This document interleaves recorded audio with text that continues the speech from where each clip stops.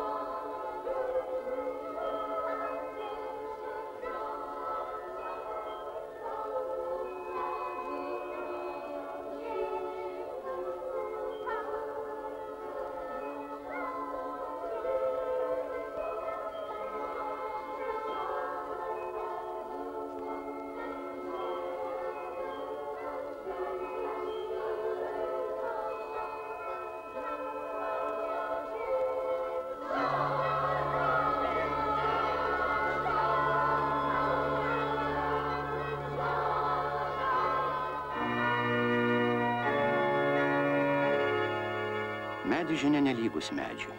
Sunkiausiai Dzūkijos smėlis brandina ąžuolus.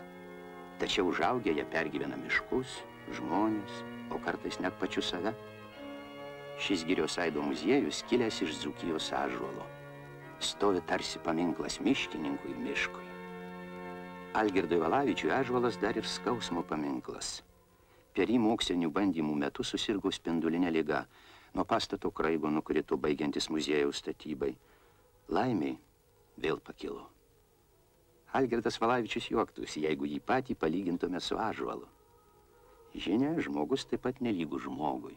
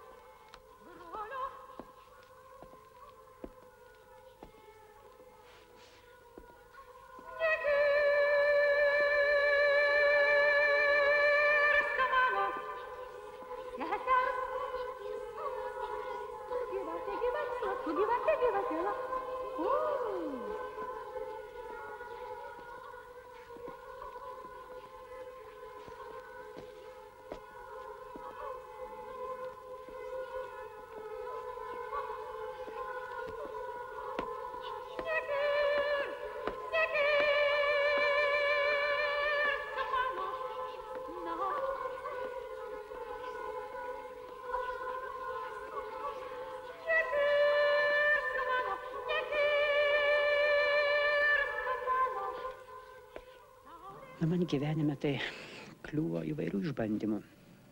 Buvo momentas gyvenime, kai buvau labai nusiminęs.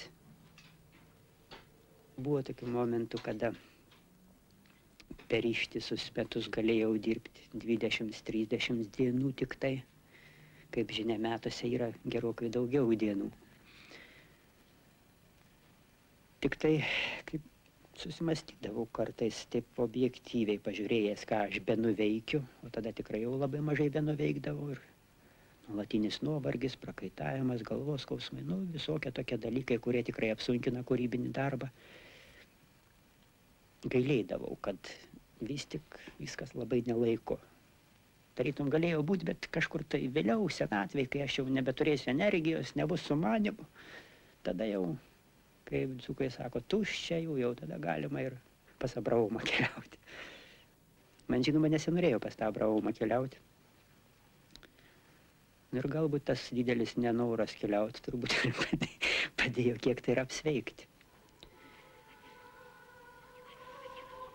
Na ką daugiau, dar gal gyvenimas nepasibaigė. Dar yra sumanimų, yra daug norų. Norisi dar ir miškininkų rūmus pastatyti. Prie tų rūmų jau dabar nori prisikergti ir ekskursijų biuras. Miškų tyrimo instituto atraminį punktą įrengti reiktų kartu. Norisi, kad tie rūmai taptų tokia kultūrinio miškininkų gyvenimo centrinė buveinė. Turim daug įdomių sumanimų. Ir jeigu, žinoma, juos pasiseks įgyvendinti, reikia skaityti, kad dar gyventi galima. Ir reikia.